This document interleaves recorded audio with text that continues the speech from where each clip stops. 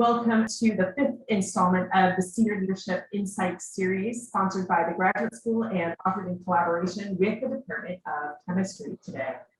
This series was created and developed by a group of volunteers from the Graduate School's Board of Visitors, some of whom are joining us in the audience today.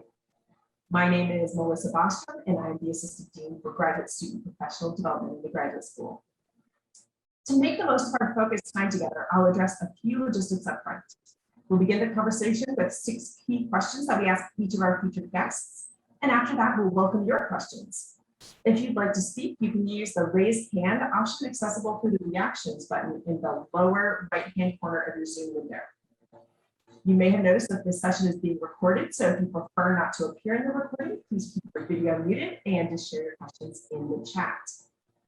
With those details out of the way, I'd like now to briefly introduce Courtney CJ Johnson, who is a PhD candidate in chemistry. In her research, CJ has been spearheading development of a 3D faster point scan volumetric microscope method, and is currently leading a team of 4 on the 3D TRIM project as she wraps up her PhD research here at Duke. She is an alumna of Texas Women's University, where she earned a Bachelor of Science in Chemistry with a perfect 4.0 GPA. Here at Duke, she is already an alumna of the Emerging Leaders Institute, which is a leadership development program for graduate students and postdocs. Outside her research and professional development endeavors, she holds a blue belt in Brazilian Jiu-Jitsu. CJ, I'll turn things over to you to introduce our special guest today, Dr. Bob Beckler. Thank you for the great intro, Melissa. Our guest today, Dr. Bob Beckler, is an executive with 35 years of experience in specialty chemicals, materials, and packaging. He's currently chairman and CEO at TemperPak, the leading U.S. manufacturer of sustainable insulation materials used in cold chain food and pharma e-commerce. He also serves as director with Verso Corporation, a producer of graphic and specialty papers, and is director of Wyckoff Color Corporation, a manufacturer of specialty inks and coatings.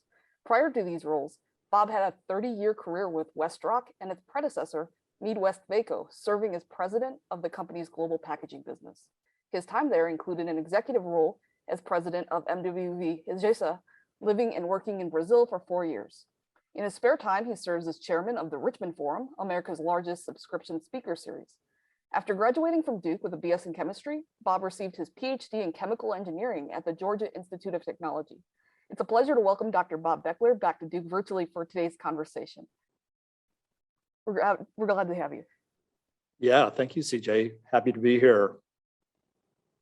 Awesome. I am looking forward to learning more about your path. So can you tell us about your background and how you would describe your journey for how you got here? Well, yes. And again, thanks for the nice introduction. I have to say, I feel like I'm in the presence of greatness with that kind of background that you have. And while I'm expressing appreciation, I also want to thank Dr. Bostrom for providing this opportunity. I have to plug the professional development program in the graduate school. I have been on the GBOB for 5 years now. And as Melissa knows, I have a real passion for professional development. So Melissa, thanks for your leadership as well. So maybe I'll start by focusing my comments towards the students and what took me from college to graduate school to a career path. When I was thinking about college, I had a pretty wide aperture. I think I was more technical than humanities, but that was about as narrow as I had it. And so Duke was just really a great place to be as an undergraduate where I could explore things. And for a period of time, I think I diverged more than I converged. I had some pretty interesting experiences along the way that helped me filter a few things out.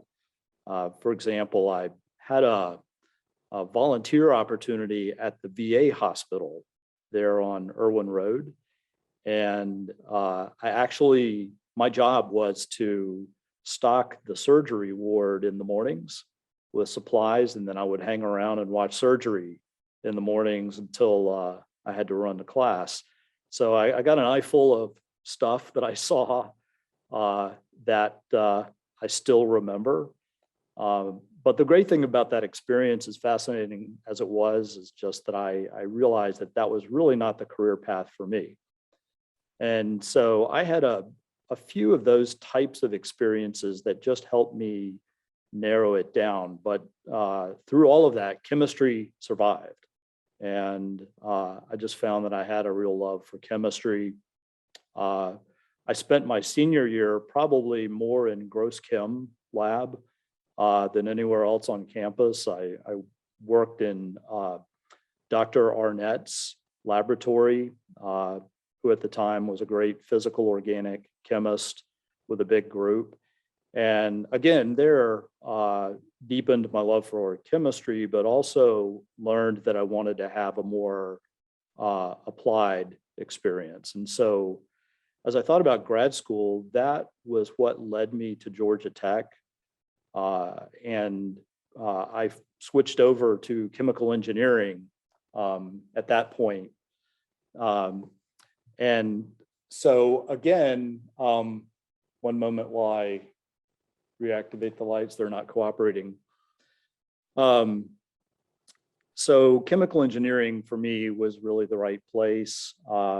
I started out with just the goal of getting a master's degree, but I landed a great project that just drew me in.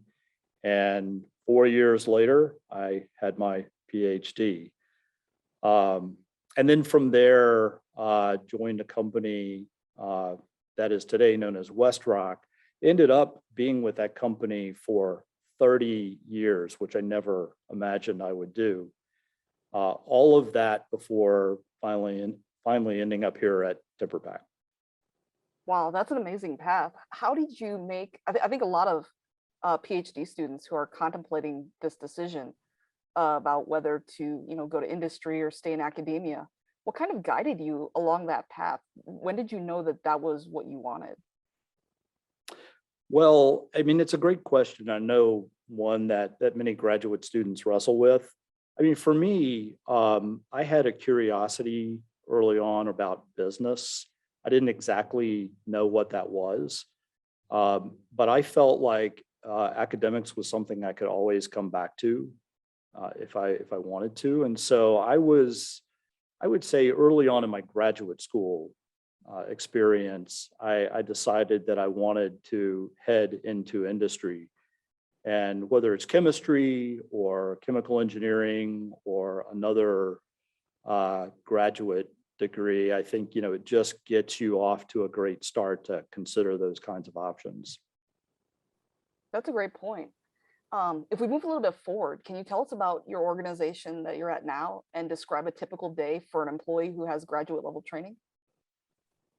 Well, sure. And I might weave in my former company as well, because they were a much bigger corporation than TimberPack. When I joined that company many years ago, they hired PhDs and also master's degrees primarily into their R&D division.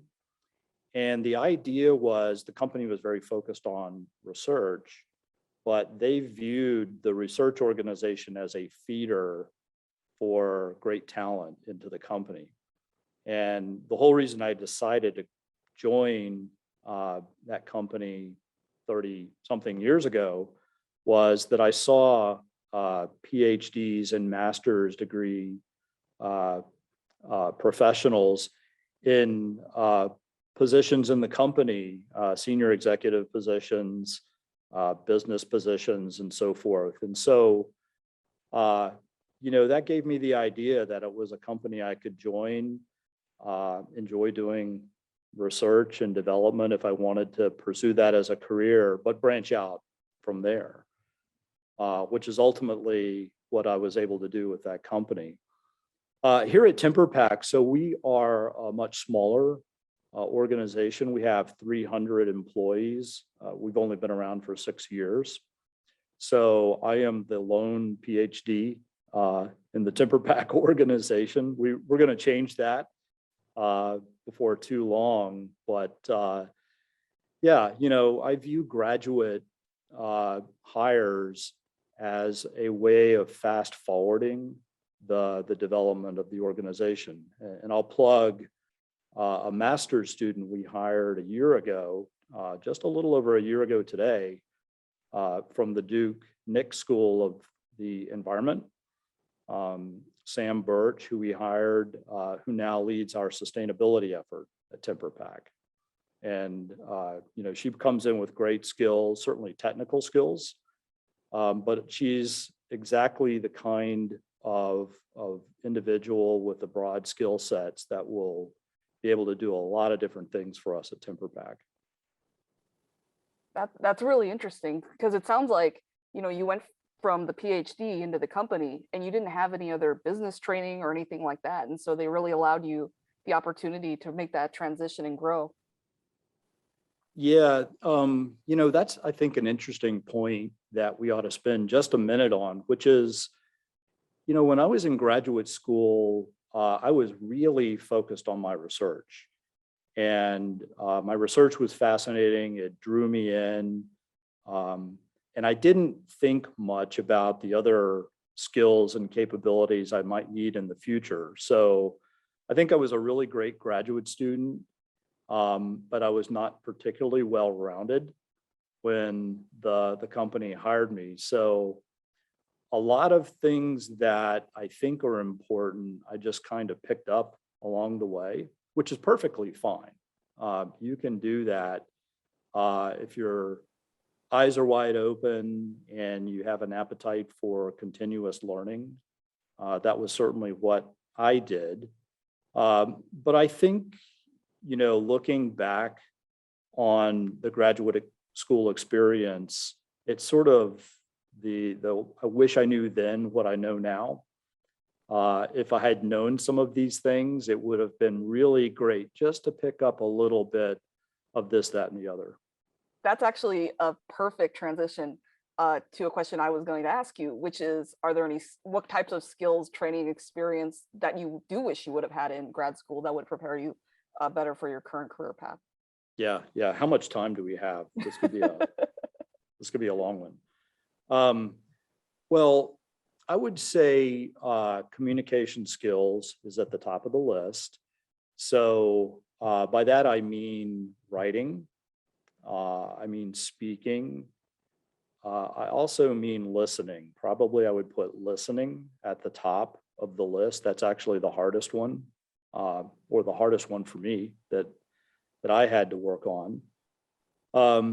But the communication piece is so important because, in graduate school, I think you get rewarded for communicating sometimes in a complex way. And you're dealing with very complex subject matter. In the business world, we just have really short attention spans.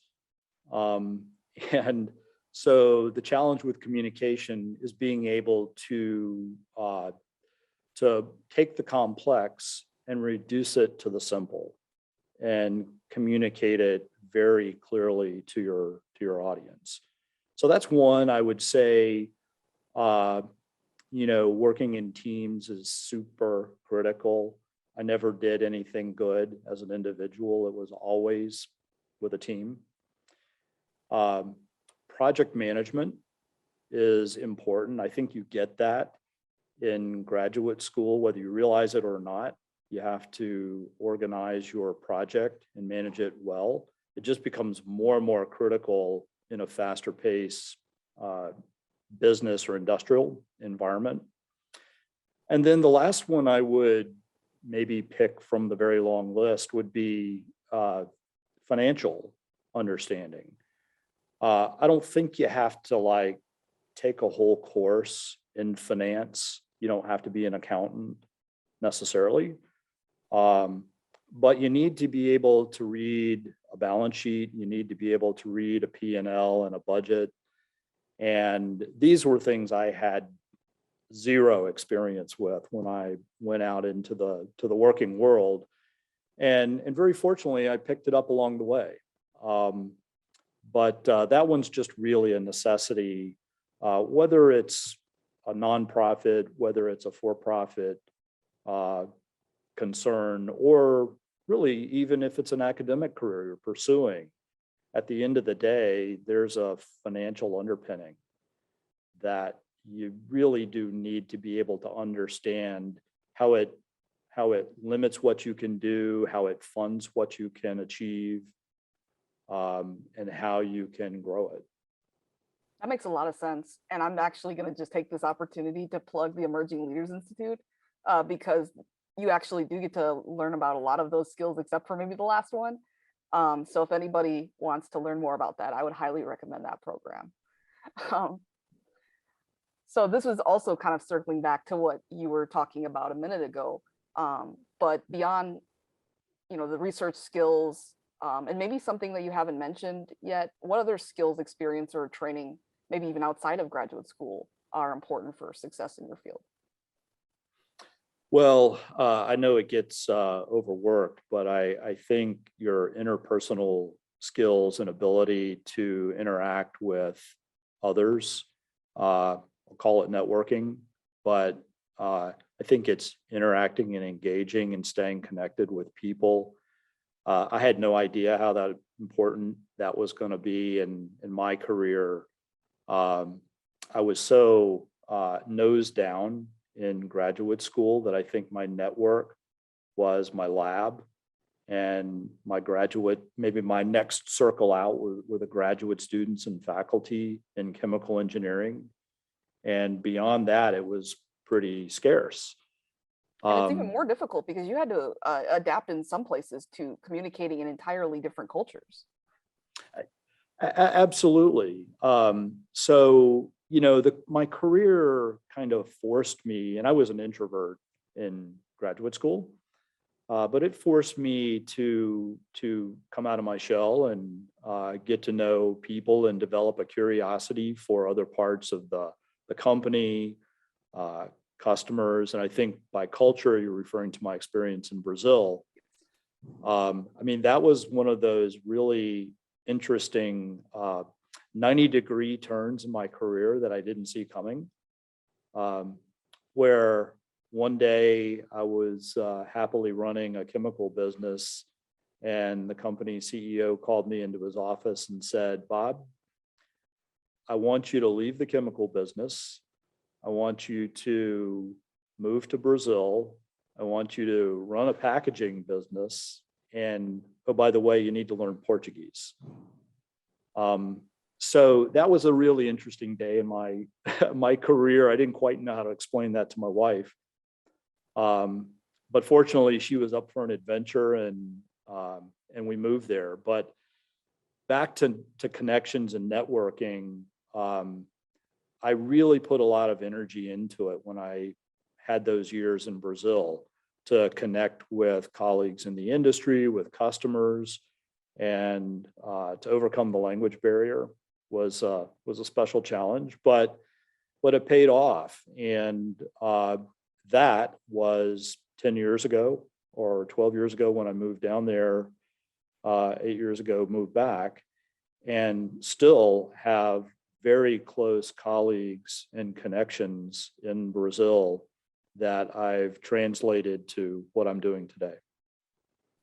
That's awesome, because it was a shift from, you've been involved with chemistry, you've been involved in chemicals, and then you made that shift into manufacturing.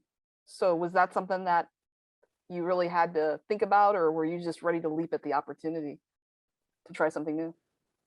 Well, the point I would like to make in answering your question here is that, everybody's journey is different.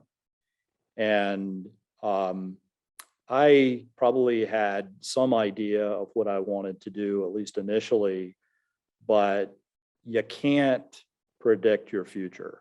And so for me, I learned fairly early on, just be happy working hard and doing well at what you're doing, and that will create opportunities. So I started out in R&D, which was a nice step from graduate school, but I began to develop a broader interest in the business. And so I asked a lot of questions. I inserted myself in the meetings. I got to meet customers and spent a lot of time in the manufacturing environment. And that just created opportunities to do some other things in my career along the way. Sometimes I got to ask for a move, but more often than not, it was like that day I got called into the CEO's office unexpectedly. Opportunity knocks. And my advice to every student is when those kinds of opportunities come along, don't overanalyze it. Take the opportunity, seize the opportunity, work hard at it, embrace it, even if it's not the favorite thing you thought you might want to do. It's going to create another part of your foundation that you can build on. That's great advice for, I think, all of us. If we kind of look back then on, your career in graduate school to where you are today, what do you see as the value that your graduate training added to your professional trajectory, as winding as it may have been? Well, I probably didn't realize it at the time, but it gave me a lot of skills that I just had by virtue of working on a thesis project, having to go so deeply into an interesting technical area, coming up with a problem statement and then figuring out how to solve it, overcoming obstacles. And Lord knows, CJ, you've had to overcome some obstacles, right? Yes. Those kinds of skills that you pick up, they translate really well into your future career. An interviewer, when I was coming out of grad school, told me they like to hire PhDs and master's candidates because they know that they can dig deep into a problem. And later on, I was a hiring manager and I've hired dozens of graduate level candidates. And this is true. Graduates come well equipped to dig deep into problems. The shift that you have to make, I think, is that, at least in business, the pace of business is pretty fast. And the world that we're living in today is changing so quickly that you really don't get the length of time like you had in graduate school to stay focused on a problem. So you have to be prepared to get there more quickly. You have to be more agile, more willing to jump to the next thing without necessarily having gotten to 100% of the answer. And that's the way it is. And so, those fundamental skills that you learn just going through graduate school, they fast forward your career for sure. That's awesome. I think the last question that we have for everyone, I guess, or that we ask everyone, is what can students who would like to work in this field, or just we're thinking about exploring it further, do to prepare themselves aside from those other opportunities that we talked about earlier? Well, it's a question that I get asked frequently. And, again, my path to Temper Pack and leading this business was a long journey. I could have never drawn it up as a plan. And so, I think that what you need to do is dive in.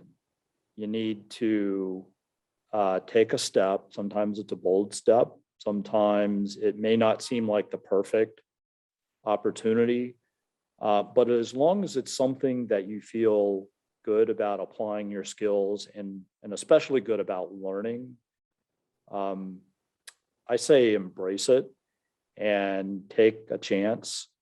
And I would add, embrace hard work. I look back and the people that I have helped advance their careers, they were hard workers. They were continuous learners. They were pretty good communicators, not all of them. but most of them. And they were not afraid to take on an unexpected opportunity. And so, those are all generalizations to the question. More specifically, if you want to get into industry, I think you find the right entry point, work hard, learn, ask lots of questions, make yourself known as the person that wants to do more and try different things. And then you'll become the go-to person that everybody asks to have on their most important projects. That sounds great. So yeah, we've got questions from the audience now. Oh, great. Do we have any of those? CJ, we had a question that came in through the registration, if you don't want to share it right now. And that is, how easy is it to move around in your field, either from company to company or from one position to another within the same company based on your interests? Yeah, that's a great question, Melissa. So, the question of mobility, there's no one answer to it. I guess the way I would think about it is there are specialists and there are generalists. And a specialist would be someone that wants to stay in a particular field and go deeper and become an expert. And that's great. And that can be a fantastic and fulfilling career path. And then I think I'm probably more in the generalist category where I was willing to try a lot of different things. If that is the path that you choose, I advise you to try as many things as possible. And so I think with either of those two paths, if you get really good at being a specialist, or if you become really good and versatile as a highly capable generalist, like a Swiss Army knife of capabilities, I think that creates the opportunity to be more and more mobile. I deal with a lot of recruiters when we're hiring talent. Sometimes I've been called by recruiters. And I think that in the case of generalists, what rises to the top are those people that have accomplished diverse things. They can be knitted together in a logical way, but people that have a lot of capabilities, some of them can be more at the surface, and some of them can be very deep. But having a diversity of experience and capabilities counts for a lot and just creates opportunities to move around in a company or from company to company. That's such an interesting framework, that specialist. That's a really good point. I've seen that myself, and I can see how that can really kind of steer which way you want to go. Yeah, I've seen somebody refer to it, CJ, as the T model, where if the capital letter T is you go deep here, but you're also able to go broadly across the horizontal. And I think what that means is that, in an environment like business, you have certain deep expertise, but you need to interface across a wide set of functions. And you can connect better too. Exactly. Awesome. It looks like we have one more question in the chat. Great. It says, great job, Bob. You have worked for large and small companies during your career. Do you have any thoughts on what a new graduate should look for when considering going to work in industry? And how does that change if the company is small or large? Well, that's a terrific question. I think, you want to obviously find something that interests you and you think will challenge you. I always, when I was going out into the working world, I was looking for something that was semi-relevant, that I could apply my chemistry and chemical engineering skills to. The reality was that I kind of left the laboratory behind earlier in my career, but still that knowledge and those skills helped me even today at TemperPak. I think the part of the question that maybe is most interesting is large companies versus small companies. And I personally enjoy the smaller company feel for being a professional, because you get to be involved in just about everything.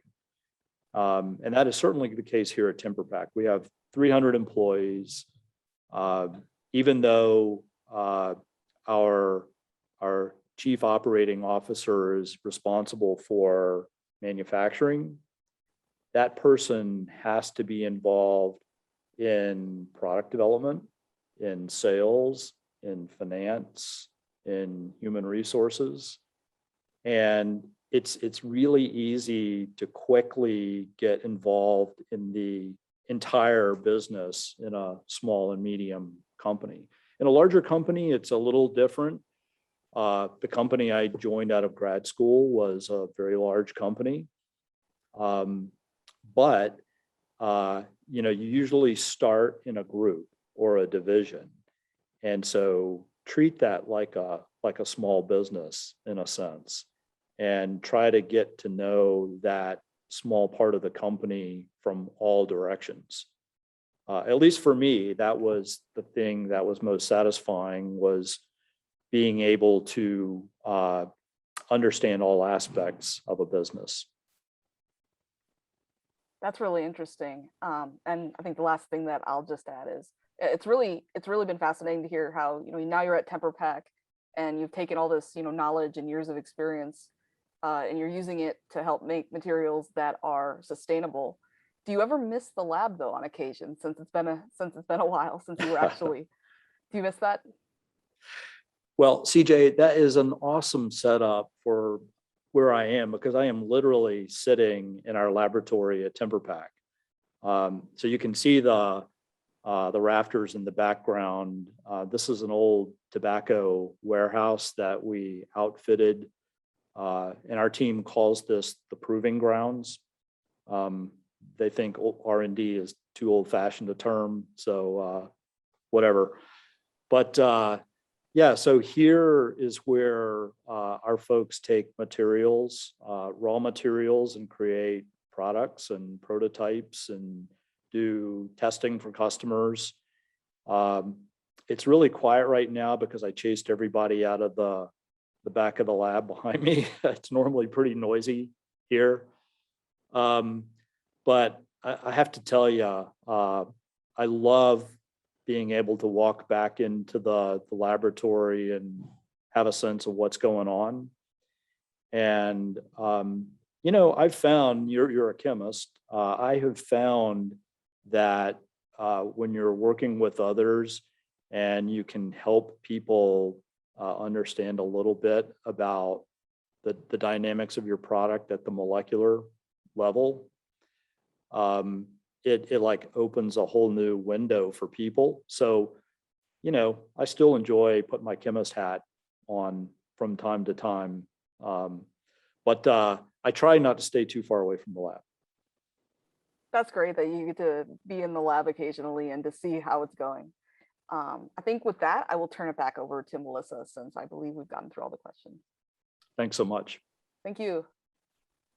Thanks so much to you both. That's a terrific place to start and end today's program. Bob started out in the lab and he's wrapping back up in the lab. And thank you so much to CJ for facilitating the conversation today. Thank you so much to Dr. Bob Beckler. And for the students who are on the call, Bob has been such a terrific advocate for professional development since the moment he joined the Board of Visitors. And it's just been a tremendous pleasure to be able to work with them to be advocates for your growth. So thank you so much to our two featured speakers today. And I want to let everyone know that the next Senior Leadership Insights series session will be on November 16th. and it will feature Dr. Susan Wood, who is President and CEO at Vita Diagnostics.